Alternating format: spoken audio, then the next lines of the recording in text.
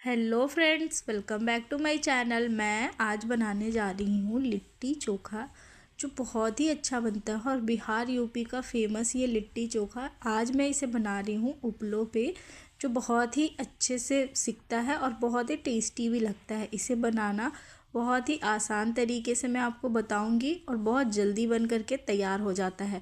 उपलों पे सेकना ही लिट्टी ऑथेंटिक तरीके से बनता है। उपलों वाली लिट्टी का टेस्ट ही अलग होता है। एक बार आप उपलों वाली लिट्टी को खा के देखिएगा, बहुत ही टेस्टी लगता है। कोयले पे, गैस पे, कुकर पे में तो आपने बहुत खाया होगा, लेकिन एक बार आप उपलों पे लिट्टी ज़रूर बनाइएगा। इसके लिए मैंने यहाँ पर लिया है एक बाउल में मैं डाल देती हूँ सत्तू। यहाँ पर मैंने लिया है 250 ग्राम सत्तू। आपको जितनी क्वांटिटी में बनाना हो आप उतना ही सत्तू ले। यहाँ पर मैंने सत्तू को डाल दिया है। साथ में मैंने यहाँ अदरक को, लहसुन को, हरी मिर्च और तीनों चीज़ों को, और यहाँ लहसुन के पत्ते को काट करके रख लिया है। अदरक लहसुन को मैंने कूट लिया था खलबट्टे में डाल करके। अब सभी चीज़ों को हम डाल देंगे और इसमें अदरक और लहसुन की क्वांटिटी हमें थोड़ा ज़्यादा ही रखनी होती है, क्योंकि इसी से इसका फ्लेवर बहुत अच्छा आता है। और साथ में आप काली मिर्च और धनिया का यूज ज़रूर करें। धनिया से भी इसका टेस्ट बहुत अच्छा आता है। सत्तू की फिलिंग में अगर आप धनिया और काली मिर्च नहीं डालते तो इसका टेस्ट अच्छा नहीं लगेगा। यहाँ पर हरी मिर्च को भी मैंने कूट के रखा था, उसे भी डाल दिया है। साथ में मैंने यहाँ डाल दिया है धनिया, और सभी चीज़ों को आपस में करना है हमें मिक्स। इससे इसका फ्लेवर बहुत अच्छा आता है। और फ्रेश कुटी हुई काली मिर्च डालनी है आपको। बहुत पहले का या पाउडर आप नहीं यूज करेंगे, यहाँ पर आप फ्रेश कुटी हुई काली मिर्च का ही यूज़ करें। काली मिर्च का फ्लेवर लिट्टी में बहुत अच्छा आता है। यहाँ पर मैंने डाल दिया हुआ कटा हुआ प्याज, साथ में मैंने यहाँ डाला है अजवाइन और कलौंजी। प्याज की क्वांटिटी आप अपने हिसाब से रखिए। अगर आपको प्याज नहीं पसंद है तो आप स्किप भी कर सकते हैं। और यहाँ पर मैंने डाल दिया है नींबू का जूस। प्याज मुझे कम लग रहा था, इसलिए मैंने दोबारा थोड़ा सा और प्याज डाल दिया था, जिससे इसका फ्लेवर अच्छा है और क्रंच भी बहुत अच्छा आता है। अगर आप प्याज नहीं डालते हैं तो ये क्रंची नहीं होगा। और यहाँ पर मैं डाल रही हूँ अचार का मसाला। आम के अचार का हो या मिर्ची के अचार का हो, किसी भी अचार का आप मसाला डाल सकते हैं। अगर मिर्ची के अचार का मसाला डाल रहे हैं तो आप मिर्ची की क्वांटिटी को कम कर दीजिएगा। यहाँ पर मैंने घर का बना हुआ आम का अचार का मसाला डाला, मार्केट वाला आप मत डालिएगा। और यहाँ पर मैं डाल देती हूँ सरसों तेल। यहाँ आप 4 से 5 बड़े चम्मच सरसों के तेल डालिए, जिससे इसका फ्लेवर बहुत अच्छा आता है। सत्तू और लिट्टी अगर आप खाते हैं तो आपको ये पता होगा कि लिट्टी में जो सरसों तेल का फ्लेवर आता है सत्तू की फिलिंग में, वो बहुत ही अच्छा लगता है। और सभी चीज़ों को हम कर लेंगे आपस में मिक्स करने के बाद हम इसे रख देंगे साइड में। नमक मैंने अभी नहीं डाला है, नमक हम लास्ट में डालेंगे, क्योंकि इस स्टेज पर नमक डालेंगे तो कभी कभी ऐसा होता है कि नमक की क्वांटिटी ज़्यादा हो जाती है। और हाथों से जब इसलिए मसले तो थोड़ा सा दबा करके, जिससे प्याज का पानी रिलीज़ हो और हमारा जो सत्तू हो बिल्कुल सूखा सूखा ना लगे। बहुत लोग इसमें पानी डालते हैं, लेकिन मैंने यहाँ प्याज की क्वांटिटी इसीलिए बढ़ाई थी कि मैं यहाँ पानी नहीं डालूंगी। प्याज को ही थोड़ा सा मसल के इसमें थोड़ा सा ये बिल्कुल भरभरा सूखा सा नहीं रहेगा, हल्का सा ये मॉइस्चर इसमें आ जाएगा। और सरसों की तेल की क्वांटिटी भी मैंने थोड़ा ज़्यादा डाला है। अगर आपको कम लग रहा हो तो आप बढ़ा सकते हैं। इस तरह से जब आप मुट्ठी बनाते हैं ना, तो देखिए सत्तू हमारा एकदम बंध जा रहा है, इसका मतलब इसका टेक्स्चर बिल्कुल परफेक्ट है। अब मैं इसमें डाल देती हूँ नमक। नमक डालने के बाद मैं इसे मिक्स करके रख दूँगी साइड में। नमक मिक्स करने से प्याज थोड़ा सा पानी और रिलीज़ करेगा, और ये जो हमारा सत्तू का फिलिंग है ये और सूखा सूखा नहीं रहेगा, हल्का सा गीला और हो जाएगा। इसलिए मैं यहाँ पर रख देती हूँ इसे साइड में 10 मिनट के लिए रेस्ट पे। तब तक हम आटा लगा लेते हैं। यहाँ पर मैंने लिया है आटा। आटे में मैं डाल दूँगी थोड़ा सा नमक डालने के बाद मैं इसमें डाल दूँगी थोड़ा सा घी। यहाँ पर आप सरसों तेल, रिफाइंड तेल और अजवाइन डाल दूँगी। किसी चीज़ का भी यूज कर सकते हैं, लेकिन मैंने इसमें घी डाला है। घी से थोड़ा अच्छा क्रंच भी आता है, मॉइस्चर भी रहता है, इसीलिए मैंने इसमें घी डाला है। अगर आपको घी तेल नहीं भी डालना है तो भी आप ऐसे आटा लगाएंगे तो हमारी लिट्टी अच्छी बनेगी। आटा लगाते समय एक बात का ध्यान रखें कि आपको सख्त आटा लगाना है, सख्त आटा लगाना है। अगर आप सख्त आटा लगाते हो तो क्रंच बहुत अच्छा आएगा, अगर आप घी तेल नहीं भी डालते हो। इस तरह से मैंने थोड़ा थोड़ा पानी डाल करके सख्त सा आटा लगा लिया है। इस तरह से देखिए आटे को हमें मिक्स करने में बहुत ज़्यादा प्रेशर लगाना पड़ रहा है, इसका मतलब आटा हमारा बहुत ही सख्त सा लग के तैयार हो चुका है। अब इस आटे को हमें 5 मिनट तक अच्छे से मसल लेना है, जिससे ये बहुत अच्छे से मिक्स हो जाए। उसके बाद हम छोटे छोटे इसके बॉल बना करके हम बनाएंगे इसकी लिट्टी। आटे को को मैंने 5 मिनट मसल लिया था और आटा देखिए कितना चिकना सा हो गया है। इसे आप 5 से 7 मिनट अगर मसलेंगे तो बहुत अच्छा इसका चिकनाहट आएगी आटे में और हमारी लिट्टी बहुत अच्छी बनेगी।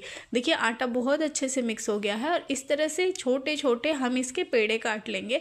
जैसे हम पूड़ी बनाते, पराठे बनाते, रोटी उतने ही बड़े, ज़्यादा बड़े अगर आप बनाते तो आपको उपलों पे सेकने में प्रॉब्लम होती है। अगर आप बिगनर है तो प्लीज़ आप छोटा ही बनाएं। फर्स्ट टाइम अगर ट्राई कर रहे हैं तो आप छोटे छोटे बनाएं। आटा का लेयर पतला होगा तो हमारा लिट्टी बहुत जल्दी सीख जाएगा और अच्छे से सीखेगा। इसलिए आटा की जो लेयरिंग है वो पतली रखनी है। हम इसमें डाल रहे सत्तू, सत्तू में सभी चीज़ें कच्ची खाने वाली डली हुई है, इसलिए लेयर अच्छे से पकने चाहिए। इसीलिए मैं यहाँ पर आटे की जो लेयर है पतली रख रही हूँ और इसको मैंने कटोरी की तरह बना लिया है और इसमें मैं डाल दूँगी सत्तू और इस तरह से इसे फिल कर दूँगी। हाथों की सहायता से नीचे की तरफ प्रेस करते जाइएगा और इस तरह से इसको एक कटोरी को जैसे हम सील करते हैं उस तरह से नॉर्मल जो हम पराठे बनाते हैं वैसे ही। एक्स्ट्रा आटा लगता है आप निकाल भी सकते हैं, मैंने इसी में मिक्स कर दिया था क्योंकि हमारा आटा का लेयर बहुत ज़्यादा मोटा नहीं है। अगर आप मोटा बना रहे हो तो आटा की लेयर को आपको निकाल देना है एंड में। इस तरह से छोटे छोटे बिल्कुल एक ही साइज़ के बॉल बना करके हमें तैयार करना है। दूसरा भी हम इसी तरह कटोरी की तरह बना लेंगे, बिल्कुल अंगूठों की सहायता से दबाते हुए इस तरह से कटोरी बनाए। उसमें हम डाल देंगे अपनी सत्तू की फीलिंग को अच्छे से प्रेस कर लेते हैं इस तरह से और ये हमारी जो सत्तू की फीलिंग है वो अच्छे से हर जगह फैल जाएगी और हम इसे कर देंगे सील। एक एक करके सारा लिट्टी को हम इसी तरह तैयार कर लेंगे। ये रेसिपी टाइम टेकिंग है, इसमें टाइम ज़्यादा लगता है लेकिन बहुत टेस्टी लगती है। और इस तरह से हमने सारी लिट्टियों का शेप को दे दिया था और बहुत अच्छे से हमारा लिट्टी ये जो है बन करके तैयार हो चुका है। अब हम इसको सेकेंगे। उससे पहले हम यहाँ अपने चोखे की तैयारी करते हैं क्योंकि बैंगन का हर जगह भरता बनता है लेकिन हम बिहारियों के घर में बनता है बैंगन का चोखा।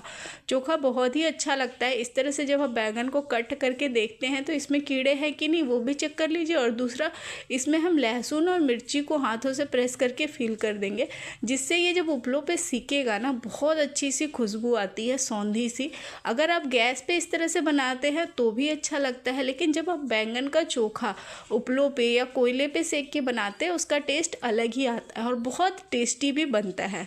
यहाँ पर आप लहसुन की क्वांटिटी ज़्यादा रखिए, चोखे में लहसुन बहुत ज़्यादा अच्छा लगता है और मिर्ची आप अपने तीखे के हिसाब से रख सकते हैं। मैंने 4 कट लगाए थे, इन्हीं चारों कट में अच्छी तरह से लहसुन और मिर्ची को कर दिया था फिल। और साथ में मैंने यहाँ लिया है 3 टमाटर। इसके ऊपर से हम लगा लेते हैं सरसों का तेल।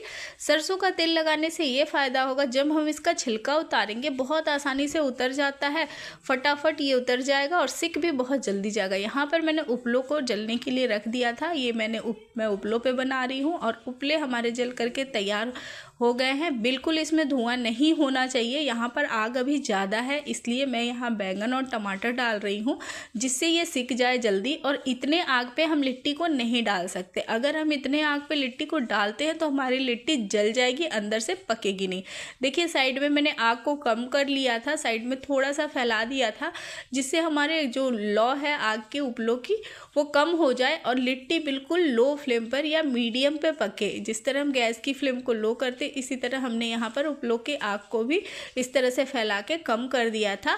आप अगर कोयले पे सेक रहे हैं तो कोयले पे थोड़ा थोड़ा कोयला ही जलाएं, बहुत ज़्यादा क्वांटिटी में जलाएंगे तो हमारी लिट्टी एक साथ जल जाएगी। इस तरह से देखिए उपलों पे आप डालने के तुरंत बाद एक तरफ से दूसरी तरफ पलट दीजिए। अभी ठंड का टाइम है तो इस तरह से लिट्टी बनाने में बहुत मज़ा आता है। एक तो आग सेकना हो जाता है और दूसरा बहुत अच्छे से हमारा लिट्टी बन करके तैयार हो जाता है। देखिए यहाँ पर बैंगन और टमाटर जो पकते जा रहे हैं वो मैं हटाते जाऊंगी और साथ में दूसरी तरफ लिट्टी भी हमारी बहुत अच्छी से सीखती जा रही है। देखिए लिट्टी जो है बिल्कुल क्रंची क्रंची सीखेगी लो फ्लेम पर। आप देख सकते हैं एक तरफ मैंने आग को ज़्यादा रखा है, दूसरी तरफ थोड़ा थोड़ा ही रखा है। थोड़े आग में हम लिट्टी को सेक रहे हैं और ज़्यादा जो हमारा उपलों का आग है उस पर हम सेक रहे हैं अपने बैंगन और टमाटर को। यहाँ पर आप चाहे तो आलू भी भून सकते हैं, बहुत ही टेस्टी लगता है भुना हुआ इस पर आलू। बैंगन को बीच बीच में चेक करते रहेंगे, अगर आपको लगे कि ये हो गया है तो आप इसे निकाल करके रख लें। साथ में टमाटर को भी हम निकाल लेंगे। अगर बैंगन अच्छे से पका नहीं होगा तो हम इसे दोबारा डाल करके सेक सकते हैं। एक एक करके सारे लिट्टी को मैं अच्छे से सेक रही हूँ। जिधर कम आग मैंने रखा है उधर ही मैंने अभी लिट्टी को रखा है, क्योंकि आग बहुत ज़्यादा और ठंड में आग बहुत जल्दी ठंडा होता है, इसलिए यहाँ पर देखिए दूसरी तरफ भी आग धीरे धीरे कम होने लगा है। यहाँ पर हम लिट्टी को बहुत अच्छे से, इस प्रोसेस को करने में आपको 20 से 25 मिनट का टाइम लगेगा, क्योंकि आप लो फ्लेम पर यानी लो आग पे सेक रहे हैं। सॉरी, मैं फ्लेम बोल रही हूँ, आदत पड़ चुकी है गैस पे बना बना के, इसलिए। और यहाँ लिट्टी देखिए हमारी बहुत अच्छे से सिक रही है और बीच बीच में इसमें क्रैक्स आ रहे हैं। इसका मतलब अंदर से बहुत अच्छे से सिक जाता है तो लिट्टी, इसमें क्रैक्स आ जाते हैं, ये लिट्टी सिक करके फट जाता है। इससे होता ये है कि हमारा आटे का जो लेयर है बहुत अच्छे से पका हुआ है। अब हमें इसे थोड़ा सा क्रंची करना है। अगर आपकी लिट्टी इस तरह से सिक के फट रही है तो आप एकदम सही टेम्परेचर पे इसे सेक रहे हैं। अगर वो जल जाती है, फटती नहीं है, इस तरह से क्रैक्स नहीं आते, इसका मतलब वो अंदर से पकी नहीं है। इस चीज़ का आप ध्यान रखें कि जब भी लिट्टी सेके तो थोड़ा टाइम लेके सेके। ये टाइम टेकिंग प्रोसेस है, इसलिए हम इसे रोज़ नहीं बना सकते हैं। ये विंटर्स में ही मैं ज़्यादा बनाती हूँ, पूरे विंटर्स में 2 या 3 बार बनाती हूँ, लेकिन हाँ टेस्टी बहुत लगता है। एक बार आप खाओ तो 15 दिन तक इसका स्वाद नहीं जाता है।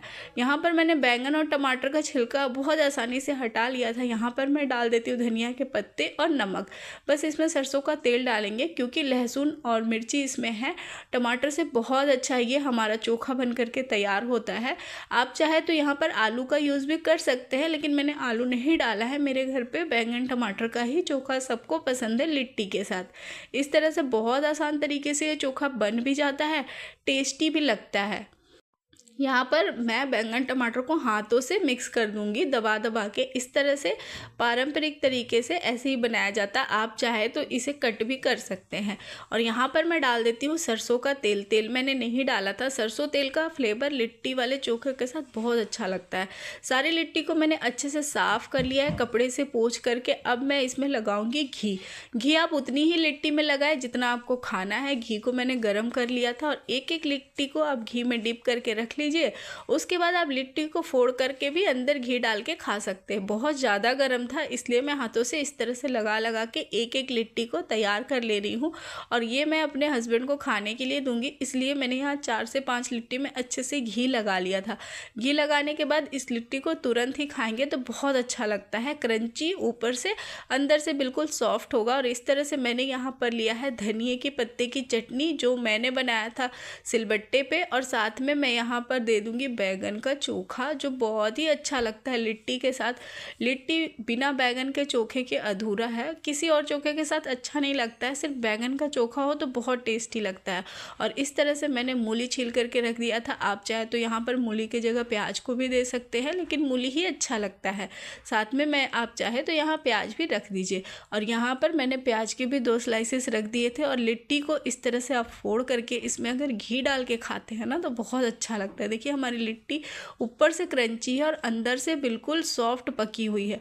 बचा हुआ घी मैं इसमें डाल देती हूँ। इस तरह से लिट्टी चोखा आप घी में डाल करके खाते हैं तो बहुत टेस्टी लगता है। और ये हमारी लिट्टी चोखा की रेसिपी बिल्कुल रेडी हो चुकी है। आप इस तरह से लिट्टी चोखा बनाइए, खाइए और मुझे बताइए मेरी ये रेसिपी आपको कैसी लगी। आप किस सिटी से इस रेसिपी को देख रहे हैं, आपको बिहारी लिट्टी चोखा के बारे में पता है या नहीं है? अगर पता है तो आपको ये पसंद है कि नहीं, ये भी मुझे कमेंट करके ज़रूर बताइएगा।